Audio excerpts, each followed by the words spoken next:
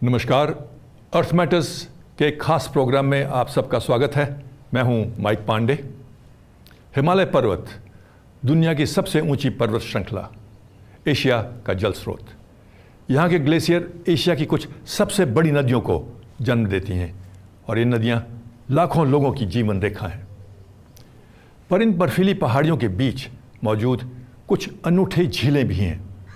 ये हैं high altitude lakes, जो 10,000 फीट की ऊंचाई के ऊपर पाई जाती हैं। हिमाचल प्रदेश की ऊंची वेटलैंड्स। इस स्पेशल एपिसोड में हम नज़दीकी से देखते हैं इन झीलों को और किस प्रकार की मुसीबतों को ये झेल रही हैं। तो आइए देखते हैं हाई ऑल्टीट्यूड लेक्स। हिमालय दुनिया की सबसे ऊंची पर्वत श्रृंखला। इसकी बर्फीली चोटियों से हमारी नदियों का जन्म होता है। पानी की बूंदें मिलते मिलते दुनिया की कुछ सबसे विशाल नदियों को शक्ल देती हैं। ये जलधाराएं उथल पुथल से भरा, गाद से लबरेज हजारों लाखों गैलन पानी रोजाना इनमें आगे बढ़ता जाता है, जो लाखों करोड़ों लोगों की जीवन रेखा है।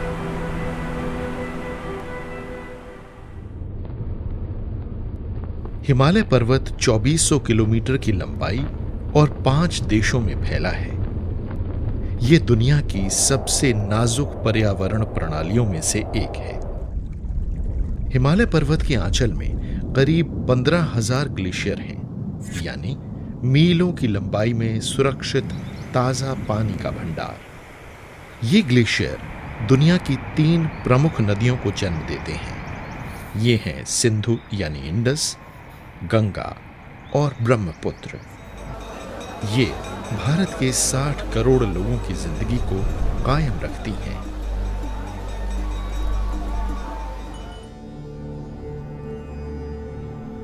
हिमाचल प्रदेश भारत के उत्तरी हिस्से में स्थित है और यहां पहाड़ों में बड़े बड़े ग्लेशियर हैं।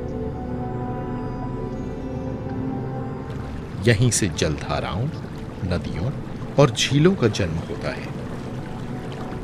स्थायी बर्फ और नीचे मौजूद नम कटिबंधीय जंगलों के बीच मौजूद हिमाचल प्रदेश में कुछ अनूठे जलीय इलाके, जो इस राज्य के कुल जमीनी इलाके के 1% से भी ज्यादा हिस्से को कवर किए हुए हैं। हिमाचल प्रदेश के सबसे कम जाने खोजे इलाकों में छिपे हैं कुछ अनूठे दलदली इलाके। ये हैं हिमाचल प्रदेश की ऊंचाई पर मौजूद झीलें।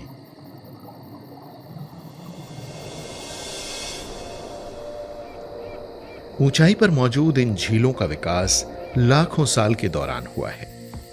ये प्रकृति के शानदार शाहकार, दुनिया की सबसे अनछुई और जीवंत पर्यावरण प्रणालियों में से हैं।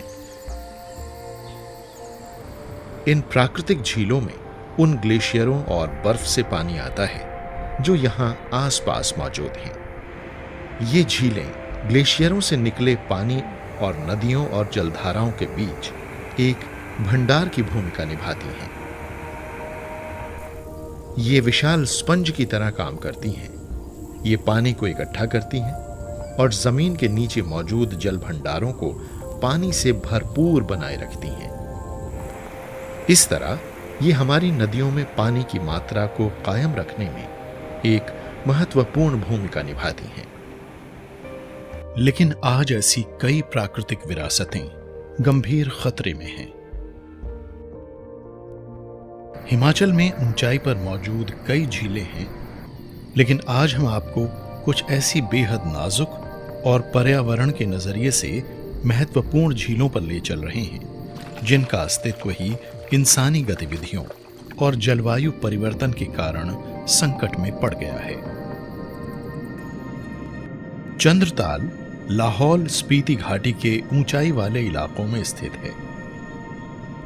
चंद्रताल झील 14,000 फुट की ऊंचाई पर हिमालय और पीर पंजाल की पहाड़ियों के बीच मौजूद है। इस झील को इसके अनछुए और गहरे पानी के लिए मान दिया जाता है। चंद्रताल को अपना नाम मिला है चांद जैसे इसके अनूठे आकार के कारण। इसका व्यास करीब 2.5 किलोमीटर है। माना जाता है कि इसका निर्माण आखिरी हिमयुग के अंत में हुआ। इसका उद्गम और गहराई आज भी एक रहस्य है। ऊंचाई पर मौजूद अन्य झीलों के विपरीत चंद्रताल में किसी ग्लेशियर से पानी आता नजर नहीं आता। माना जाता है कि लाखों साल से जमीन के नीचे से आने वाला पानी ही इस झील का एकमात्र जल स्रोत है। चंद्रताल झील देश की सबसे अनछुई और अपने मूल स्वरूप वाली ऊंचाई पर स्थित झील पर्यावरण प्रणालियों में से एक है। इसे 2005 में इसके प्राकृतिक और पर्यावरणीय महत्व के कारण एक रामसर साइट घोषित किया गया।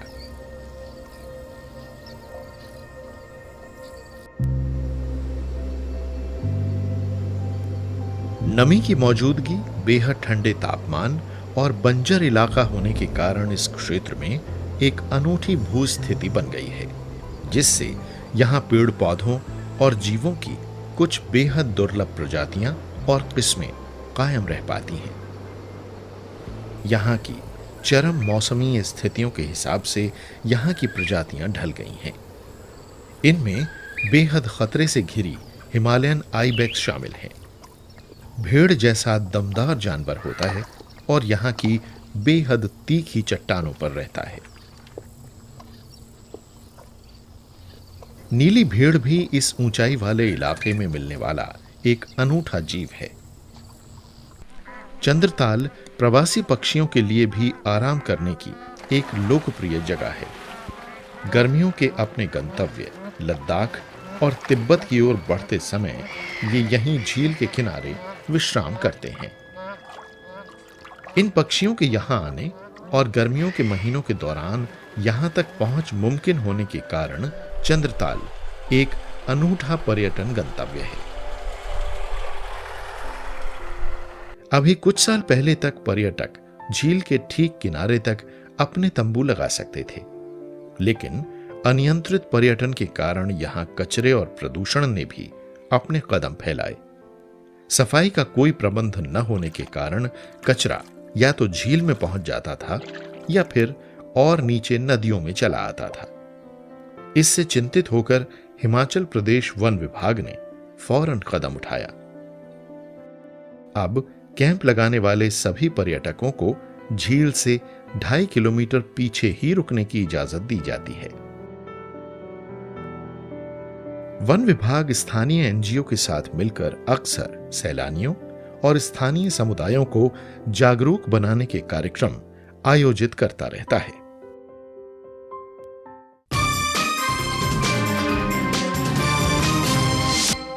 दुनिया की तमाम पर्यावरण प्रणालियों की तरह ये झीलें भी आज भारी दबाव झेल रही हैं। क्लाइमेट चेंज, गैरकानूनी कब्जे और बेरोक-टोक पर्यटन, ये भी इन पर बहुत बुरा असर डाल रहा है। रिसर्च से ये पता चला है कि बीते वर्षों के दौरान प्रदूषक तत्वों के स्तर बढ़ा है, जिससे इन नाजुक पर्यावरण प्रणालियों के अस्तित्व के लिए एक खतरा पैदा हो गया। आइए करीब से देखते हैं high altitude lakes and pollution. Dhauladhar और ज़ंस्कार पर्वत श्रृंखलाओं के बीच मौजूद चंबा घाटी में स्थित है लामा डल। 13,000 फुट की ऊंचाई पर मौजूद लामा डल अनूठी झील प्रणाली है। ये कोई एक झील नहीं, बल्कि 8 झीलों का एक समूह है। 7 छोटी पहाड़ी झीलों को पार करने के बाद आप पहुंचते हैं आखिरी और सबसे बड़ी लामा डल तक।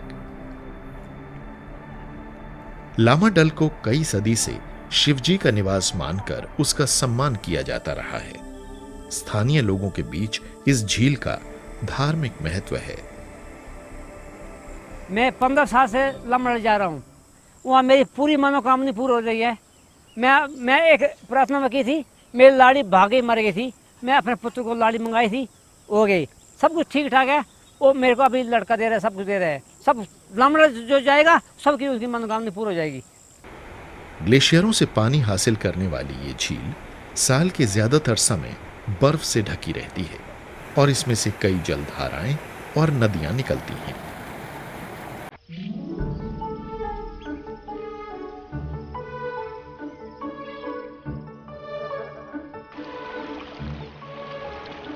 गर्मियों के आते ही झील के आसपास का इलाका जिंदगी की हलचल से भर जाता है।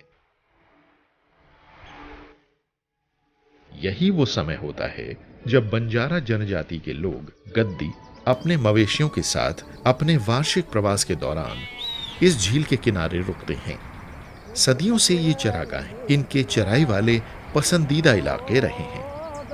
ये झील और इसके आसपास वाले क्षेत्र गद्दियों की बहुत सी पीढ़ियों की जीवन रेखा बने रहे हैं और अक्सर इन लोगों के गीतों और लोक गाथाओं में यहाँ की खास अहमियत नजर आती है। लेकिन बदकिस्मती से आज गद्दी लोग परेशान भी हैं और चिंतित भी। बढ़ता तापमान और हद से ज्यादा चराई चिंता के मुख्य मुद्दे हैं। इस पहाड़ी इलाके में मौजूद सीमित वनस्पति एक महत्वपूर्ण भूमिका अदा करती है। ये पहाड़ों की साइडों को थामे रखती है और मिट्टी के कटाव को रोकती है। भेड़ बकरियों की ज्यादा चराई से झीलों की नाजुक पर्यावरण प्रणालियों के लिए खतरा पैदा हो रहा है। ऊंचाई वाली एक और झील पर भी इंसानी हस्तक्षेप कहर बरपा रहा है। हिमाचल प्रदेश के किन्नौर जिले में मौजूद नाको लेक भी अनूठी है। इस बंजर इलाके और पहाड़ी क्षेत्र में ये झील किसी नखलिस्तान से कम नहीं है। 12,000 फुट की ऊंचाई पर ऑक्सीजन दुर्लभ होती है और इस झील को इसके शानदार भूदृश्य और शांत जल राशि के लिए जाना जाता है। चंद्रताल और लामादल जैसी दूरदराज झीलों के विपरीत नाको लेक विलो और पोपलार के पेड़ों से घिरी है। इसके किनारे पर एक छोटा सा गांव है। यहां वो किसान रहते हैं जो अपनी रोजी रोटी के लिए इस झील पर निर्भर हैं। बारिश के पानी से भरने वाली ये झील नाको गांव के वासियों और झील के इर्द गिर्द मौजूद स्थानीय वासियों की जिंदगी रही है। ये प्रकृति और इंसान के बीच मौजूद सदियों पुराना सह अस्तित्व दर्शाती है। इस झील में सारा साल पानी की मौजूदगी बनी रहती है, जिससे इस इलाके में कृषि संभव हो पाती है। लेकिन आज ये झील भारी दबाव में है। तेजी से बढ़ती आबादी सदियों पुराने संतुलन को अस्थिर कर रही है। झील के नजदीक होटलों और कैंप साइटों के निर्माण के कारण अतिक्रमण हो रहा है, जो इस दबाव में और वृद्धि कर रहा है। यह बात समझने की जरूरत है कि नाको झील पानी का एक महत्वपूर्ण स्रोत है। अगर इस झील का दम घुट जाएगा और पानी प्रदूषित हो जाएगा तो स्थानीय समुदाय अपने अस्तित्व और रोजी रोटी का ये एकमात्र स्रोत भी गंवा देंगे। इसी तरह पर्यटन के कारण हिमाचल प्रदेश की सबसे पवित्र झीलों में से एक पर भी बहुत बुरे प्रभाव पड़े हैं। चंबा जिले में स्थित भरमौर से 27 किलोमीटर पूर्व में मौजूद है मणिमहेश झील। ये झील करीब 14,000 फुट की ऊंचाई पर स्थित है और इसका आकार लगभग 2 हेक्टेयर है। हर साल हजारों लोग मणिमहेश झील के दर्शन करने आते हैं। ये भगवान शिव का पवित्र निवास है।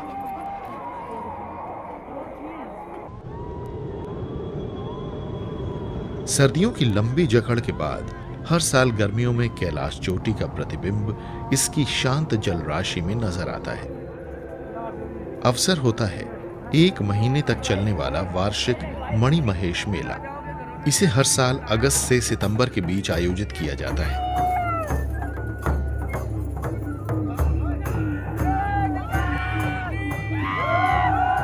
मणिमहेश की यात्रा का फल है जो अपने मानते हैं जिसको वो है जब कृष्ण भगवान जी का जन्म हुआ, उसमें भोलेनाथ यहाँ तपस्या कर रहे थे, तो सभी देवी देवताओं ने आके, सभी किन्नर गंधर्वों ने आके यहाँ पे स्नान किया और अपने शरीर का जो सूत को मानते अपने संस्कृति ग्रंथों के हिसाब से उसको उतारा। और उसी पुण्य को मानते हुए अब तक यात्रु लोग इसी मनसा से वहाँ स्नान करते हैं कि सबके जो पाप कर्म होते हैं वो धुल जाते हैं। लोक गाथाओं के अनुसार ये मेला 6 महीने तक भगवान शंकर के यहाँ रहने के बाद कैलाश चोटी से प्रस्थान का प्रतीक है। इसका समापन झील के पानी में पवित्र डुबकी लगाकर होता है।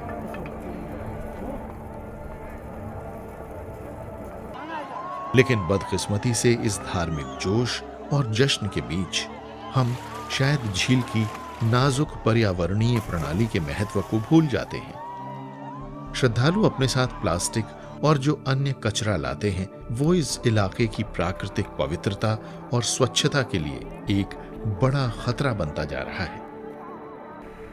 झील के रास्ते में और उसके आसपास अनेकों लंगर, चाय की दुकानों और काम चलाऊ टेंट लगाए जाने से हालात और संगीन होते जा रहे हैं।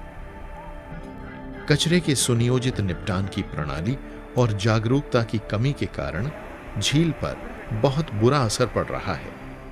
On an average, we understand there are about 400,000 people. हर साल औसतन 4 लाख लोग मणिमहेश जाते हैं। आप खुद ही कल्पना कर सकते हैं कि 4 लाख लोगों में जाने से आर्द्रभूमि की परिस्थितियों पर कितना प्रभाव पड़ता होगा। मुझे लगता है कि इन झीलों का प्रदूषण की वजह से ही अंत हो जाएगा, जो कि ना ही जैव विविधता और ना ही किसी समुदाय के हक में होगा। Either the wetland or the biodiversity or the community which are directly dependent on these wetlands. सौभाग्य से अब श्रद्धालुओं और सैलानियों को अपने कचरे की बेहतर साज संभाल और निपटान के बारे में जागरूक बनाने की कोशिशें की जा रही हैं। इस पहल से स्थितियां बदल रही हैं। जरूरत है मिलजुल कर कोशिश करने की। इस जल भंडार और इसके कछार क्षेत्र के पर्यावरणीय महत्व को सुरखरू करने की, साथ ही श्रद्धालुओं को प्रकृति का सम्मान करने के लिए भी प्रेरित किया जाना चाहिए। देवभूमि है, कैलाश भूमि है, मला प्रदूषण नहीं होना चाहिए। दोष मनुष्य ही है, मनुष्य ही सफाई कर सकता है, मनुष्य ही गंदगी डाल सकता है, हमारे ऊपर निर्भर करते हैं। तो हम प्रशासन वालों को लेकर हम सब पब्लिक यात्री जो भी है सबको मिल के ये अपने तीर्थ को स्वच्छता बनाए रखना है, इसी में सबको कल्याण होगा। हिमाचल प्रदेश की ऊंचाई पर मौजूद जल प्रणालियां नाजुक पर्यावरण प्रणालियां हैं, लेकिन बढ़ती इंसानी गतिविधियों और तापमान की वजह से इस प्राकृतिक विरासत के लिए खतरा पैदा हो रहा है। सिर्फ हिमाचल प्रदेश में ही ग्लेशियर पिछले 40 साल में 2077 वर्ग किलोमीटर से घटकर 1628 वर्ग किलोमीटर रह गए हैं।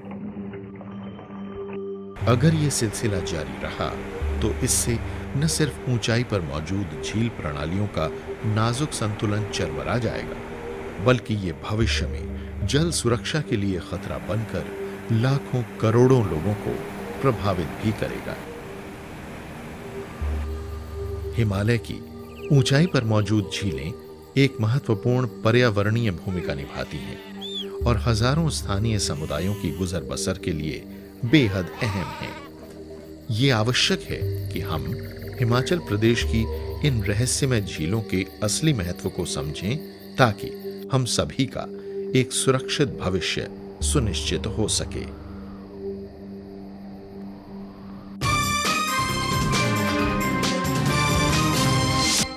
बेरोक-टोक पर्यटन यानी अनकंट्रोल्ड टूरिज्म, गैरकानूनी कब्जे और हद से ज़्यादा मवेशियों का इस इलाके में चरना, ये कुदरत के नाजुक बनावट को बर्बाद कर रहे हैं। अगर ये झीलें खतरे से घिर जाएंगी तो लाखों लोग जो यहाँ रहते हैं प्रभावित हो जाएंगे। यह समय है जब हमें ये समझना चाहिए कि इन हाई ऑल्टीट्यूड लेक्स के साथ हद से ज़्यादा खिलवाड़ करने से हमारी अपनी ज़िंदगी खतरे में पड़ जाती है।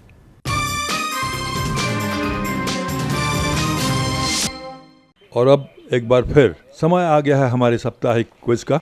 पिछली बार हमने आपसे पूछा था, इस जीव को पहचानिए जिसे जीवित जीवाश्म यानी लिविंग फॉसिल भी कहा जाता है, और सही जवाब है हॉर्सशू क्रैब।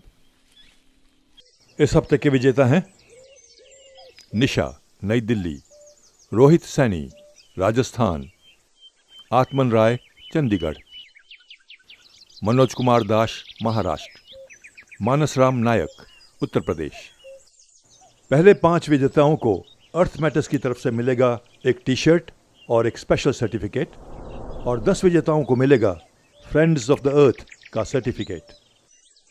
और इस हफ्ते के पृथ्वी मित्र विजेता ज्योति भाटिया महाराष्ट्र, निशा आहूजा कर्नाटक, मानस पारिक राजस्थान, धर्मेंद्र प्रसाद उत्तराखंड, नितिन शर्मा मध्य प्रदेश, डॉक्टर विनोद कुमार उत्तर प्रदेश, आनंद सिंह छत्तीसगढ़, कर्मजीत सिंह हरियाणा, सोलंकी नील गुजरात और प्राची मिश्रा नई दिल्ली। और अब इस हफ्ते का सवाल ध्यान से सुने। हिमाचल प्रदेश के किस नेशनल पार्क को हाल ही में वर्ल्ड हेरिटेज साइट घोषित किया गया है? Which national park in Himachal Pradesh has recently been recognized as a World Heritage Site? अपने अपने सही जवाब एक हफ्ते के अंदर हमें लिख भेजिए। हमारा पता है Earth Matters, post bag number 3, Greater Kailash 2, नई दिल्ली 110048। और हमारा ईमेल आईडी नोट करें, dd.earthmatters@gmail.com। आज का प्रोग्राम बस यहीं तक। आशा करते हैं आपको ये प्रोग्राम पसंद आया होगा। अर्थ मैटर्स अपने सभी श्रोताओं को धन्यवाद करना चाहता है, जिन्होंने अपने प्यार और प्रोत्साहन से हमेशा हमारा हौसला बढ़ाया है। आपके सुझावों को जहाँ तक हो सके हम अपने कार्यक्रम में लाने की कोशिश करते हैं, और हर बार की तरह हमें इस हफ्ते भी आपके ख़तों का इंतज़ार रहेगा। तो आज के लिए बस इतना ही। अगले हफ्ते आपसे फिर मुलाकात होगी एक नए एपिसोड के साथ। तब तक के लिए अपना ख्याल रखिएगा। इजाज़त चाहते हैं। नमस्कार।